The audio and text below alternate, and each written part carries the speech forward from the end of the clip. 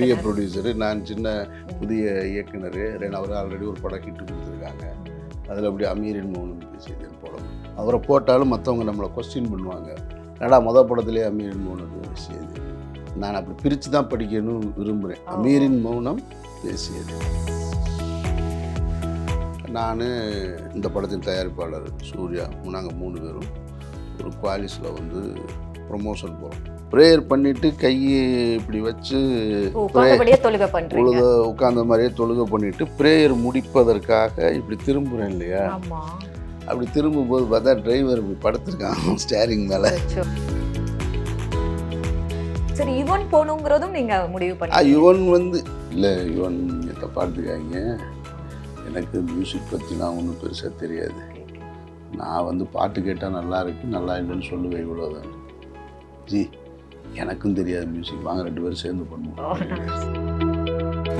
சூர்யா அவர்களை சந்திச்சேன்னா 2 பேரும் ஒன்றா தானே இருந்தோம். நந்தால ஒரு ஹீரோ, நான் அசிஸ்டன்ட் டைரக்டர்ஸ். நாங்கள் 2 பேரும் நண்பர்கள். ஒரு என் அளவுக்கு யார்கிட்டையாவது ஒருத்தட்ட பழகி இருப்பாரான்றது மிகப்பெரிய கேள்விக்குறி. ஒன் இந்தியா தமிழ் நேயர்களுக்கு வணக்கம். கிட்டத்தட்ட ஒரு திரைப்படம் திரைக்கு வந்து 24 வருடங்களுக்கு மேலே ஆயிடுச்சுன்னு நினைக்கிறேன். 23க்கு அப்புறம் 24ல் வந்து ஸ்டெப்பின் பண்ணுறோம். மௌனம் பேசியதே நான் ஸ்கூல் படித்தப்போ பார்த்த ஞாபகம் இருக்குது. அப்போது வந்து பார்த்த அதே ஒரு ஃப்ரெஷ் ஃபீல் தான் இப்போ திரையில் வந்து அதை எப்போ பார்த்தாலுமே கொடுக்குது. ஸோ நான் ரொம்ப ஈகர்லி வெயிட் பண்ணிகிட்டு இருக்கேன் மௌனம் பேசியதே படத்தோடைய ரீரிலீஸை நாளைக்கு பார்க்குறதுக்காக. இயக்குனர் அமீர் அவர்களுடைய முதல் திரைப்படம். ஸோ நினைவுகளை பற்றி பேசுகிறதுக்காக வந்திருக்கோம். வணக்கம் சார். வணக்கம். எஸ், எவ்வளோ ஹாப்பியாக இருக்குது சார் உங்களுடைய முதல் திரைப்படம் காதலர் தினத்தை முன்னிட்டு? பொதுவாகவே என்னுடைய திரைப்படங்கள் வந்து சின்ன வயசுலேருந்து நம்ம ஃபெஸ்டிவல் காலகட்டங்களில் திரைப்படங்கள் பார்த்து வளர்ந்துருப்போம். அப்போது நாமளும் சினிமாவுக்கு ஒரு இயக்குனராக வந்தப்போ ஃபெஸ்டிவலில் நம்ம படங்கள் வந்தால் அது எவ்வளோ பெரிய மகிழ்ச்சி. நம்ம ஒரு போஸ்டர் பார்த்து வளர்ந்துருப்போம், ஒரு கட் அவுட் பார்த்து வளர்ந்துருப்போம், ஒரு பேப்பர் ஆடு பார்த்து வளர்ந்துருப்போம். அந்த பேப்பர் ஆடில் நம்ம படம் இருக்குது, அந்த போஸ்டரில் நம்ம படம் இருக்குது, நம்ம ஊரில் ஒரு பெரிய கட் அவுட் ஏரியா இருக்குது, அந்த ஏரியாவில் நம்ம படம் இருக்குது அப்படின்றது எப்பொழுதுமே ஒரு மகிழ்ச்சியான ஒரு தருணம் தான். முதல் முறையாக அந்த இடத்த நம்ம அடைகிறது. அப்படி எனக்கு வந்து பொதுவாகவே எனக்கு அமைந்த படங்கள் எதுவுமே ஃபெஸ்டிவலுக்கு முதல்ல வரவே இல்லை. எந்த திரைப்படமும் என்னுடைய படங்கள் ஃபெஸ்டிவலுக்கு வரவே இல்லை. எனக்கு அப்படி ஒரு இதுவே நடந்ததில்லை. அதில் காதலர் தினம் மாதிரியான ஒரு நாளில் ஒரு படம் ரிலீஸ் ஆகுதுன்றது ஒரு யூத் அட்ராக்ஷன். ஸோ நம்ம வந்து ஒரு படத்தை எடுத்து வச்சா போதும், அவங்க முதல்ல பாதி எடுத்துப்பாங்க. நல்லா இருந்ததுன்னா மொத்தத்தையும் அவங்க எடுத்துப்பாங்க. ஸோ ரொம்ப ஈஸியான ஒரு நாள் அது இந்த மாதிரியான ஒரு சப்ஜெக்டை இதை நான் ரிலீஸ் பண்ணும்போது எனக்கு அப்படி அமையலை. மார்ச்லேயே என்னமோ நடந்ததுன்னு நினைக்கிறேன். நான் இப்போ 23 இயர்ஸ்க்கு அப்புறம் காதலர் தினத்தில் அதுவும் கேள்விப்பட்டேன். 3 படங்கள் வருதுன்னு கேள்விப்பட்டேன். எல்லா படமும் நல்லா இருக்கணும். அந்த மற்ற 2 படங்களும் நான் பார்த்து ரசித்த படம் தான். அது மின்னலையாக இருக்கட்டும், காதலர் தினமாக இருக்கட்டும். காதலர் தினம் சாங்கெல்லாம் எனக்கு அவ்வளோ பிடிக்கும். எனக்கு மின்னலையும் பிடிக்கும். ஸோ அந்த கேட்டகரியில் அதோட போட்டி போட்டு மௌனம் பேசியதும் வருதுன்றது ஒரு மகிழ்ச்சியான ஒரு விஷயம் தான். உங்களுக்கு எப்போ தெரியும் இந்த படம் ரீ ரிலீஸ் காதலர் தினத்தை முன்னிட்டு ரிலீஸ் ஆகுதுன்னு? எனக்கு ஒரு 1 வீக் முன்னாடி தான் தெரியும். ப்ரொடியூசர் சொல்லிக்கிட்டே இருக்காரு ரொம்ப நாளாக. ரொம்ப நாளாக சொல்லிக்கிட்டு இருக்காரு ரிலீஸ் பண்ணணும்னா நான் ரெடி பண்ணியிருக்கேன் வச்சுருக்கேன்னு. ஓகே, அது நானும் படத்தை பார்த்தேன், எல்லாம் பண்ணேன். என்னால் என்ன அந்த படத்தை சப்போர்ட் பண்ண முடியுமோ என்னோட கூட இருந்து முழுக்க அவரோட பண்ணேன். நான் நினச்சது அந்த படம் சரியாக ஒன்று அல்லது சூர்யாவுடைய பிறந்த நாளுக்கு வரணும், அல்லது அவரோட இண்டஸ்ட்ரிக்கு வந்து 25th இயர்ஸ் கிராஸ் ஆயிடுச்சான்னு எனக்கு நினைவு இல்லை சரியா. அதுக்கு வந்தால் சரியாக இருக்கும், இல்லை இந்த படத்தோட 25th இயருக்கு வந்தால் நல்லாயிருக்கும். இந்த மாதிரிலாம் தோணுது. எப்போ இந்த ரீரிலீஸ் கல்ச்சர் ஸ்டார்ட் ஆச்சோ அப்போ எனக்கு தோணுது. திடீர்னு இல்லை பிப்ரவரி வரலாம், காதலர் தினம் வரலாங்கும்போது ஓகே நல்ல நாள் தானே என்னன்னு பார்ப்போம். கொஞ்சம் ரிலேட்டடாக இருக்குது. பட் இன்றைக்கி இருக்கிற ஜென்சிக்கான லவ் சப்ஜெக்டானு எனக்கு தெரியலை. அவங்களும் விரும்புறதுக்கு அங்கே ஒன்று இருக்குன்ற ஒரு நம்பிக்கை இருக்குது எனக்கு. அவ்வளோதான். அதாவது இந்த ஒன் சைட் லவ்ங்கிறது எல்லா கிட்ஸுக்குமே வந்து எப்போவுமே இருக்கிற ஒன்றா தான் நான் பார்க்குறேன். அப்படியா? ஆமாம். ஸோ அது எல்லாருக்குமே இருக்கும். அதனால் அவங்களும் மோர் ரிலேட் பண்ணிக்குவாங்கன்னு கண்டிப்பாக நம்புகிறேன். ஸோ மௌனம் பேசியதைக்கு வேறு ஏதாவது டைட்டில் நீங்கள் அப்போ வச்சுருந்தீங்களா, இல்லை இதுவே இதே மாதிரி இருக்குன்னு? அது ஆக்சுவலாக இந்த படத்தோட டைட்டிலை வந்து 2 விஷயத்துக்காக தான் வச்சேன் நான். என்னை பற்றிய பார்வை, நான் சினிமாவுக்கு வருவதற்கு முன்னால் நான் யார், என்னோட சிந்தனை என்ன, என்னோட நான் எதை வெளிப்படுத்த நினைக்கிறேன், என்னோட ஆர்ட் ஃபார்ம் என்ன அப்படின்றது யாருக்குமே தெரியாது. ஏன்னா யாருக்கிட்டையுமே அது குறித்து அதிகம் டிஸ்கஸ் பண்ணது கிடையாது. அப்புறமா அசிஸ்டண்ட்டாக நான் ஒர்க் பண்ண ஆரம்பித்ததில் தொடங்கும்போது இந்த திரைத்துறை சார்ந்த சவாலான சந்திப்புகள் இருக்கு இல்லையா, பிரச்சனைகள், உளவியல் ரீதியான பிரச்சனைகள், இங்கே நம்ம சர்வைவ் ஆக முடியுமா அப்படின்ற கேள்விகள், அவமானங்கள், போராட்டங்கள், நம்ம போய் நம்ம நம்ம ரொம்ப எக்ஸ்பெக்ட் பண்ண நபர்கிட்ட கதை சொல்லியிருப்போம், நண்பர்களாக இருந்து ரொம்ப க்ளோஸாக இருந்திருப்பாங்க, அவங்களோட ரியாக்ஷன்ஸ், ஒரு புது ப்ரொடியூசர்கிட்ட போகும்போது அல்லது ஒரு பெரிய ப்ரொடியூசர்கிட்ட போகும்போது அவங்களோட ரியாக்ஷன்ஸு, நம்மளை ஒரு புது டைரக்டராக பார்க்கும்போது, அன்றைக்கு இருந்த சில முக்கியமான நடிகர்கள்ட்ட இந்த கதை சொல்லும்போது அவங்களோட ரியாக்ஷன்ஸ் எல்லாமே பார்க்கும்போது எல்லாருக்குமே நான் வந்து ஒரு ஆன்சர் சொல்லணும்னு ஆசைப்பட்றேன். Oh, okay okay, got it sir. எல்லாத்துக்கும் நான் ஒரு ஆன்சர் சொல்லணும்னு ஆசைப்பட்றேன். அப்போ என்னுடைய கதை நாயகன் வந்து இந்த மாதிரி ரொம்ப சைலண்ட்டான ஒரு ஆள், அவருக்கு லவ்வே பிடிக்காது, காதலே பிடிக்காது, காதலை அவாய்ட் பண்ணுற ஒரு ஆள். பட் ஆனால் அவருக்குள்ளேயும் வந்து ஒரு லவ் இருக்குது. அப்படிங்கும்போது அந்த அமைதியான ஆர்ப்பாட்டம் இல்லாத அந்த ஆள், என்னுடைய பயணமும் அப்படியே அமைதியாக போயிட்டுருக்கு. அப்போ அந்த சைலண்ட்டு ஒரு நாள் வந்து பேசுனா எப்படி இருக்கும், சைலண்ட் ஸ்பீக்ஸ், அப்போ ஒரு நாள் பேசும் அப்படின்னு ஒன்று தான் நான் அதை மௌனம் பேசியதேன்னு வச்சேன். ஆக்சுவலாக இன்னைக்கு வந்து இதில் அமீரின் மௌனம் பேசியதேன்னு இருக்கு. ரிலீஸ் டைமில் எனக்கு அது போடுவதற்கான சூழல் இல்லை. படம் யாரும் அலோவ் பண்ணவும் மாட்டாங்க. புது ப்ரொடியூசரு, பெரிய ப்ரொடியூசரு, நான் சின்ன புதிய இயக்குனர், அவர் ஆல்ரெடி ஒரு படம் ஹிட்டு கொடுத்துருக்காங்க. அதில் அப்படி அமீரின் மௌனம் பேசியதேன்னு போட முடியும். அவரை போட்டாலும் மற்றவங்க நம்மளை கொஸ்டின் பண்ணுவாங்க, என்னடா மொதல் படத்துலேயே அமீரின் மௌனம் பேசியதுன்னு. ஒருவேளை என்னோட ஓன் ப்ரொடக்ஷனாக இருந்தால் நான் அதை போட்டிருக்க வாய்ப்பு இருக்குது. அதுக்கப்புறம் நீங்கள் ஃபுல்லாகவே ஓன் ப்ரொடக்ஷன். ஆமாம், அதனால் எனக்கு அதுதான், நான் வந்து இதை வந்து நான் அப்படி பிரித்து தான் படிக்கணும் விரும்புகிறேன். அமீரின் மௌனம் பேசியது, அதுதான் என்னுடைய மைண்டுக்குள்ளே இருந்தது.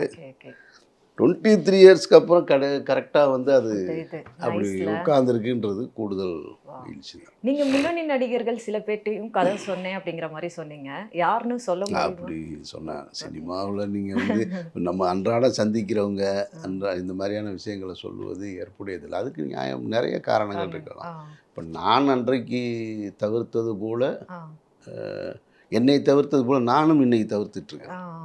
புரியுது. நான் எத்தனை படம் தவிர்த்திருக்கேன் என்னை கேட்டு நடிக்க வரும் பொழுது. அவங்களும் இது போல் ஒரு இன்டர்வியூ கொடுக்கணும்னு தான் நான் ஆவலாக உட்காந்துருக்கேன். அதுதானே சைக்கிள் அப்படியே அல்ல, அந்த அந்த அந்த ஸ்போர்ட்டிவாக இருந்தால் தானே நீங்கள் அடுத்த கட்டத்துக்கு நீங்கள் தேங்கிடக்கூடாது. நான் இந்த திரைக்கதை எழுதும் பொழுது, இந்த நாயக பாத்திரத்தை எழுதும்போது ஒருத்தர் இருந்திருப்பார் அப்படின்னா இருந்திருக்கலாம். அவர் இல்லைன்னா அது தேங்கி போயிடக்கூடாது. நான் ஒவ்வொரு இயக்குனர்கிட்டையும் அதான் சொல்லுவேன். நான் அது இல்லைன்னா இன்னொரு ஆள், அப்போ தான் நீ ஒரு சரியான ரைட்டராக இருக்க முடியும், ஒரு கிரியேட்டராக இருக்க முடியும். நீ ஒரே இடத்துல நான் இவருக்காக தான், இவரை தவிர யாருமே பண்ண முடியாதுன்னு நினச்சின்னா நீ நல்ல ரைட்டர் கிடையாது. ஸோ உன்னோட ஸ்கிரிப்ட் அங்கேயே தங்கிடுதுன்னு அர்த்தம். ஒருவேளை இந்த கதையவே அன்றைக்கு நிறைய பேர் மறுத்திருந்தாங்கன்னு வச்சுங்க, நான் உடனே இன்னொரு கதை எழுதியிருப்பேன். அதான் குற்றவாளி தான் ஃபஸ்ட்டு பண்ணணும். அதுதான் என்னுடைய படம். நான் சொல்கிறது அதுதான் என்னுடைய கனவு படமாக தொடங்க நினச்சது. அதில் தொடங்கியிருந்தால் என்னுடைய பயணமே வேறு எங்கிட்டாவது போயிருக்குன்னு வச்சுங்களேன். இதில் தொடங்குறதுனால தான் நான் அப்படி இப்படி. ஆமாம், அப்போது அதில் தங்கிடக்கூடாது, வேறு கதையை நீங்கள் நோக்கி போகணும். ஸோ அதனால் வந்து அது நமக்கு வேணும். நல்லா எல்லோரும் நல்லா ஃப்ரெண்ட்ஸ் தான். உங்களுக்கு ஞாபகம் இருக்கா சூர்யா அவர்களை எங்கே சந்திச்சு எப்படி கதை சொன்னீங்க, அந்த இது எப்படி நடந்தது அப்படின்னு ஷார்ட் அண்ட் ஸ்வீட்டாக அவங்களால சொல்ல முடியுமா? சூர்யா அவர்களை சந்திச்சேன்னா 2 பேரும் ஒன்றா தானே இருந்தோம். நந்தால ஒரு ஹீரோ, நான் அசிஸ்டன்ட் டைரக்டர்ஸ். நாங்கள் 2 பேரும் நண்பர்கள். அவர் என் அளவுக்கு யார்கிட்டையாவது ஒருத்தட்ட பழகியிருப்பாரான்றது மிகப்பெரிய கேள்விக்குறி. அவ்வளோ நெருக்கமான நட்பாக இருந்திருக்கீங்க. நாங்கள் 2 பேரும் அவ்வளவு நெருக்கம், அவ்வளவு பயணம், எங்களுடைய பயணம் அவ்வளோ ட்ராவல் இருக்குது. எனக்கு தெரிஞ்சு சொல்கிறப்பயே உங்கள் முகத்தில் அந்த மகிழ்ச்சி தெரியுது. நம்மளுடைய அந்த ஒரு 20 வருஷத்துக்கு முன்னாடி போய் பேசுகிற அந்த நினைவுகள்லாம் ஓட விட்டு நிறைய இருக்குது. நாங்கள் டி நகரில் ரமணா ஆ. ஃபாஸ்ட் ஃபுட் சென்டர்னு ஒன்று இருக்குது. ரமணா ஹாஸ்பிட்டலுக்கு பக்கத்தில். அதிக நேரம் அங்கே இருந்திருக்கோம். நாங்கள் 2 பேரும் கொடைக்கானல் பயணம் போயிருக்கோம். பாண்டிச்சேரி, கடலூர், சேலத்தில் ஒரு ஃபங்க்ஷனு, மதுரையில் ஒரு கடத்திறப்பு விழா. அதிகமான ட்ராவல், அதிகமான அவர் அந்த காலகட்டத்தில் ஒரு அவர் ஒரு ஆர்டிஸ்ட், வளர்ந்து வருகிற ஒரு நடிகர். நான் வந்து ஒரு உதவி இயக்குனர். எங்கிட்ட தான் அதிகம் பேசுவார். நான் தான் அவர்கிட்ட அதிகம் பேசுவேன். ஸோ இந்த காலகட்டத்தில் தான் கதையை அப்படியே சொல்லியிருக்கீங்களா? சொல்லவே இல்லை. கதையெல்லாம் சொல்லவே இல்லை. நந்தா ரிலீஸ் ஆகுது. நந்தா ஃபுல்லாக ஒர்க் பண்ணுறோம். நந்தா முடியுது. நந்தாவுடைய ரிலீஸுக்கு ப்ரொமோஷனுக்காக நான் இப்போ இந்த படத்தின் தயாரிப்பாளர், என்னுடைய தயாரிப்பாளர் அபராஜித் ஃபிலிப்ஸ், கணேஷ் ரகு சார், சூர்யா, நாங்கள் 3 பேரும் ஒரு குவாலிஸில் வந்து ப்ரொமோஷன் போகிறோம். மணின்னு ஒரு டிரைவர், புதுக்கோட்டை, திருச்சி, அங்கே இங்கே ரொம்ப டிரைவர் பேர்லாம் ஞாபகம் வச்சுருக்கீங்க சார். ரொம்ப அதுலேயே ஒரு இன்ட்ரெஸ்டிங்கான விஷயம்லாம் இருக்குது. ஒரு ரமலான் காலகட்டம். ஓகே. ஃபாஸ்டிங்கில் இருந்தீங்க? ஒரு ஃபாஸ்டிங்கில் இருக்கேன். அது ரொம்ப இன்ட்ரெஸ்டிங்காக இருந்தது. அந்த சம்பவத்தை சொல்லலாம்னு நினைக்கிறேன். இரவில் பயணம் போயிட்டுருக்கோம். Trichy to Pudukkottai road. நான் காரு சுமாராக தான் ஓட்டுவேன். காரு அவ்வளவுக்கு இப்போ அளவுக்கு இல்லை. லாஸ்ட் சீட்டில் படுத்திருக்காரு. பின்னாடி சூர்யா தூங்குறாரு. மிடில் ப்ரொடியூசர் தூங்குறாரு. டிரைவர் ஓட்டிகிட்ருக்கேன், நான் உட்காந்துட்ருக்கேன். நான் வந்து நைட் நேரம், இரவு நேரம் ப்ரேயர்ன்றதுனால, ஏர்லி மார்னிங் ப்ரேயர்ன்றதுனால ஒரு 3 மணிக்கு ப்ரேயர் முடிச்சுட்டு அடுத்து நோன்பு வைக்கிறதுக்காக அதுக்கு நான் ப்ரேயர் பண்ணிகிட்ருக்கேன். நான் உட்காந்தே காரில் உட்காந்தே ப்ரேயர் பண்ணிகிட்ருக்கேன். Trichy to Pudukkottai road. இப்போ மாதிரி 4 வே கிடையாது, சிங்கிள் ரோடு. ப்ரேயர் பண்ணிவிட்டு கையை இப்படி வச்சு உட்காந்த மாதிரியே தொழுகை பண்ணிவிட்டு ப்ரேயர் முடிப்பதற்காக இப்படி திரும்புகிறேன் இல்லையா? அப்படி திரும்பும்போது பார்த்தா டிரைவர் இப்படி படுத்திருக்கான் ஸ்டேரிங் மேலே. நம்ம தொழுகையில் பேசவும் கூடாது. அது நான் ப்ரேயர் முடிக்க போகிறேன். அத்தான் அவன் தூங்குறான். வண்டி போயிட்டுருக்கு. அப்படி இப்படி திரும்பிட்டு இப்படி பார்த்தேன். பின்னாடி அவர் தூங்குறாரு, ப்ரொடியூசர் தூங்குறாரு. அவன் தூங்கிட்டான். ஒரு 3:30 மணிக்கு அதிகாலையில் அவனால் கண்ட்ரோல் பண்ண முடியல. நிறையா ஒரு முடிச்சுட்டு ஸ்டேரிங் பிடிச்சிக்கிட்டேன். ஒத்த கையில் பிடிச்சிக்கிட்டு மணி அப்படின்னு. ஏன்னா நான் அதை பிடிக்காம அவனை எழுப்பி இருந்தேன்னா பதட்டத்தில் எங்கே விடும் மணி அப்படின்னு. அவன் அப்படி பார்த்தான். அப்படியே ஸ்டேரிங்கை பிடிச்சிட்டு அப்படியே வண்டியை ஓரங்கட்டிட்டு அதனால் முடியல. சரி நீ வா, நான் ஓட்டுறேன் அப்படின்ட்டு. என் சுமாராக தான் அப்போ ஓட்டுவேன். நான் ஓட்டிகிட்டு வந்து திருச்சியில் வந்து நைட்டு இறங்குறேன். இவர் தூங்கிட்டாரு சூர்யா சார். அவர் இறங்கும்போது கேட்காரு, என்ன நீங்கள் உட்காந்துருக்கீங்க டிரைவர் சீட்டில்னாரு. ஒருத்தன் ஒரு வேலை பார்த்துட்டு இருந்தான், நீங்கள் யாரும் கவனிக்கலை. நந்தா முடிச்சு அப்போது திண்டுக்கல்லில் ஒரு தியேட்டர், திண்டுக்கல் தியேட்டரில் என்ன யாருக்கும் தெரியாது இல்லையா? நான் உட்காந்துருக்கேன், அவர் சூர்யா இருக்கார், ப்ரொடியூசர்ஸ் இருக்கார், 2 பேர் இருக்காங்க. முன்னாடி போகிறாங்க. அப்போ என்னுடைய தயாரிப்பாளர் கணேஷ் ரகு சொல்கிறாரு, அது மாதிரி என்னுடைய அடுத்த பட இயக்குனர் இங்கே வந்திருக்காருன்றாரு. உண்மையே சொன்ன நானே தேடினேன், யாரையாவது கூப்பிட்டு வந்திருக்காரு அவர் அப்படின்னோடனே. என்னடா யார் இங்கே உட்காந்துருக்கா, அவர் யாரை சொல்லிக்கிட்டு இருக்காரு, பா இங்கே வாங்கன்னாரு. எனக்கு ஒன்றும் புரியல. எப்போ என்கிட்ட படம் பண்ணுவோன்னு பேசினார் அப்படிலாம் ஒன்றுமே, அப்படி ஒரு சம்பாஷணையே நடந்ததே கிடையாது. எதுக்கு இவர் என்னையை கூப்பிட்றாருன்னு சரின்ட்டு போய் நின்னா, அதில் என்ன ஒரு பெரிய சந்தோஷமான நிகழ்வுன்னா, அந்த திரையரங்கில் இருந்து ஆல்மோஸ்ட் ஒரு 300 ஆடியன்ஸ் இருந்திருப்பாங்க. அவங்க கைதட்டினது எனக்கு இன்னும் அந்த சத்தம் எனக்கு காதுக்குள்ளே போகிறீங்க கேட்குது. என்னென்னா யாருன்னே தெரியாது. நான் ஒரு அசிஸ்டன்ட் டைரக்டர். அவர் சொன்ன ஒரு வார்த்தைக்காக இல்லையா, அந்த படத்து மேலே இருந்த மரியாதையா என்னன்னு தெரியாது, ஏதோ ஒன்று இருக்குது அவ்வளோதான் அப்படின்னோடனே சரி கொஞ்சம் நேரம் நின்றுட்டு அப்புறம் வந்து அவ்வளோதான். அதுக்கப்புறம் அதை பற்றி பேசவே இல்லை. போகிற போக்கில் என்னுடைய தயாரிப்பாளருக்கு அந்த பழக்கம் இருக்குது, நிறையா சொல்லுவார். ஒருவேளை போகிற போக்கில் அடிச்சு விட்டு போயிட்டாரோ அப்படின்னு கூட எனக்கு தோணும். அவ்வளோதான். அதுக்கப்புறம் திடீர்னு ஒரு நாள் என்ன பண்ணார், கதை வச்சுருக்கீங்களான்னாரு. நான் கதை இருக்குங்கன்னு சொல்லி குற்றவாளி தான் சொன்னேன். குற்றவாளி கேட்டாலும் எல்லோரும் ஷாக் ஆகிடுவாங்க. என்ன இப்படி இருக்கு, இது இல்லை கதை சொல்லுங்கன்னா இன்னும் இவ்வளோ வயலண்ட்டாக இல்லை. அப்போ வேறு ஒரு லைன் சொல்லுங்கண்ணா. அப்போ சரி வேறு ஒரு லைன் சொல்கிறேன். இன்னும் ஒரு லைன் ஒன்று சொன்னேன். சூர்யா கிட்ட சொல்லுங்கள் நீங்கள். சொல்கிறேன் நான் அப்படி. அப்போது அண்ணா நகர்னு நினைக்கிறேன். அண்ணா நகரில் ஒரு ஹோட்டல் மாதிரி இருக்காது அது. அது ஒரு ரூம்ஸ் மாதிரி இருக்கும்.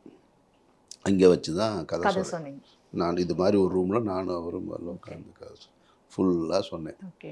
படத்தோட ஃபஸ்ட் ஷாட்லேருந்து எண்டு ஷாட் வரைக்கும் சொல்கிறேன் நான். ரெடி ஆகிறாரு என்னைய. ஏன்னா அவருக்கு என்னை நல்லா தெரியும். என்னங்க உங்ககிட்ட இருந்து இப்படி ஒரு கதை அப்படின்னாரு.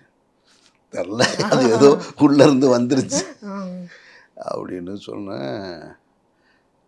அவ்வளோதான், இவர்கிட்ட சொல்லியாச்சு, அவர்கிட்டையும் சொல்லியாச்சு. சரி பண்ணலாம் அப்படின்னு பேசிக்கிட்டு இருக்கும்போது ஒரு ஸ்டேஜில் வந்து படம் ட்ராப் இல்லை, தொடங்கவே இல்லையே. தொடங்கினா தானே ட்ராப் ஆகிறதுக்கு, பேச்சுவார்த்தை தானே தொடங்கியிருக்கும். அப்போ என்னுடைய ப்ரொடியூசர் பெசன்ட் நகரில் ஒரு பீச், பெசன்ட் நகர் பீச்சில் பெசன்ட் நகரில் வந்து ஒரு ஃப்ரூட் ஷாப் ஒன்று, அந்த கடை என்ன இருக்குது, அந்த கடைக்கு போகிறோம். நான் ப்ரொடியூசரு சூர்யா போகும்போது என் ப்ரொடியூசர் என்ன வச்சுட்டு, பாய் நீங்கள் கொஞ்சம் வெளியே இருங்க. அவர் என்ன பாயின்னு தான் கூப்பிட்றாரு, நீங்கள் வெளியில் இருங்க, நான் பேசணுன்றார். ஆக்சுவலாக என்ன வெளியே இருங்கன்னு சொல்லிட்டு அவர் பேசணும்னு நினச்சது என்னென்னா, படம் பண்ணணும். அவர் அடுத்து அவராஜ் ஃபிலிம்ஸுக்கு என்ன படம் பண்ணணும், யாரை வச்சு பண்ணலாம் அப்படின்றது இவர் அவர்கிட்ட கேட்குறாரு. சூர்யா அவர்கள்ட்ட. உள்ளே என்ன நடந்ததுன்னு எனக்கு தெரியாது.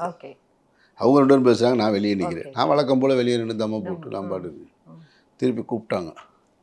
கூப்பிட்டோடனே ஓப்பன் பண்ணுறாங்க அவங்க என்ன பேசுனாங்கன்றது. அப்போ என்ன சொல்கிறாங்கன்னா, அவராஜ் ஃபிலிம்ஸ்க்கு அடுத்து ஒரு படம் பண்ணணும்னு கேட்கும்போது அவர் என்ன சொல்கிறாரு, சூர்யா வந்து நான் வந்து அமீருக்கு ஒரு படம் பண்ண போகிறேன், அமீரோட சேர்ந்து ஒரு படம் பண்ண போகிறேன். அவராஜ் ஃபிலிம்ஸ் நீங்கள் 2 பேரும் சேர்ந்துன்னா அந்த படத்தை உடனே ஸ்டார்ட் பண்ணுவோம், இல்லைன்னா நான் அமீருக்கு ஒரு படம் ஸ்டார்ட் பண்ணிக்கிறேன், அப்புறமா அவராஜ் ஃபிலிம்ஸ் பண்ணுறேன்றார். அந்த அதனால் என்னுடைய இந்த திரைப்பயணத்தை தண்டவாளத்தின் 2 பாலங்கள் மாதிரி, 2 பகுதிகள் மாதிரி 2 பேரும் சேர்ந்து தான் ஆரம்பித்தேன். ஸோ அந்த புள்ளி வந்து ரொம்ப முக்கியம். அவர் அங்கே அறிவித்தார், அந்த வேலையை அவர் பார்த்தாரு. இவர் இங்கே என்ன பண்ணாருன்னா, இல்லை நான் அமீருக்கு தான் இம்பார்ட்டன்ஸ் கொடுப்பேன்னு இவர் சொல்கிறார். ஸோ அப்போ 2 பேருமே என்னை தூக்கி இயக்குனர் சீட்டில் உட்கார வச்சுட்டாங்க. அப்படி வந்தது தான் இந்த மௌனம் பேசி. ஃபோன் கால் ஏதாவது பேசுனீங்களா? இல்லை, அந்த வீடியோ தான் பார்த்துருப்பீங்க சூர்யா அவர்கள் பேசினது இல்லையா? அது மகிழ்ச்சியாக இருந்ததா? என்ன உங்களுக்கு? எப்பயுமே மகிழ்ச்சி தான். மகிழ்ச்சியாக இருக்கிறதுல என்ன குழப்பம்? நீங்கள் தான் நடித்து காட்டுவீங்களா சார்? ஏன்னா அவர் அப்படியே ஸ்பாட்டில் அந்த மேனரிசம், பாடி லாங்குவேஜ், அமீர் வந்து சொன்னதை அப்படியே சூர்யா அவர்கள் அப்போ ஃபாலோ பண்ணாங்களா, இல்லை உங்களை அவர் கூடவே இருந்த நல்லா அவர்கிட்ட தான் கேட்குறேன். ஆனால் நீங்கள் எப்படி நடிச்சு காட்டுறேன்? அந்த பழக்கம் இருக்கு எனக்கு. Okay, nice. அப்போலேருந்தே அந்த ஹீரோங்கிறது. சரி, யுவன் போகணுங்கிறதும் நீங்கள் முடிவு பண்ணி? யுவன் வந்து ஒரு ஃபர்ஸ்ட் ஃபிலிமில் வந்து எல்லாமே ஒரு டைரக்டர் முடிவு பண்ணிட முடியாது, சஜஷன் தான் சொல்ல முடியும், ப்ரொடியூசர்ஸ் தான் முடிவு பண்ண முடியும். அவங்களுக்கு நந்தா பண்ணதுனால யுவன் ஈஸி. அதனால் யுவன் கிட்ட சொல்லும்போது யுவன் ஓகே சொல்லிட்டார். யுவன் நான் வந்து அசிஸ்டன்ட் டைரக்டராக இருக்கும்போது என்னை பார்த்துருக்காரு. நான் போக வரப்போ ஒன்றும் ரொம்ப பேச மாட்டார் யுவன், யார்கிட்ட வாயை திறந்து பேசவே மாட்டார்.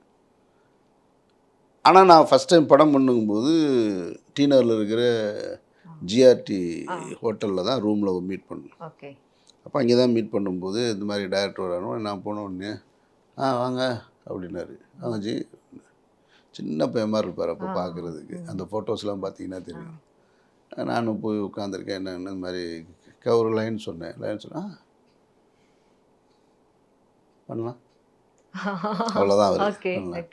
இப்போ நான் இல்லை யுவன் நீங்கள் தப்பாக எடுத்துக்காங்க, எனக்கு மியூசிக் பற்றிலாம் ஒன்றும் பெருசாக தெரியாது, நான் வந்து பாட்டு கேட்டால் நல்லா இருக்குது நல்லா இல்லைன்னு சொல்லுவேன், இவ்வளோதான். மீசை இருக்காது, ஒன்றும் இருக்காது, குட்டியாக இருப்பார். அவர் சொன்ன வார்த்தை, ஜி எனக்கும் தெரியாது மியூசிக், வாங்க 2 பேரும் சேர்ந்து பண்ணுவோம். அது வந்து அவருக்கு மியூசிக் தெரியாது இல்லை, என்னைய இழுத்துட்டு போகிறது இருக்குல்ல, ஒரு நம்பிக்கை கொடுத்து கை பிடிச்சி கூப்பிட்டு போகிறது இருக்குல்ல, அப்படி தான் யுவன்.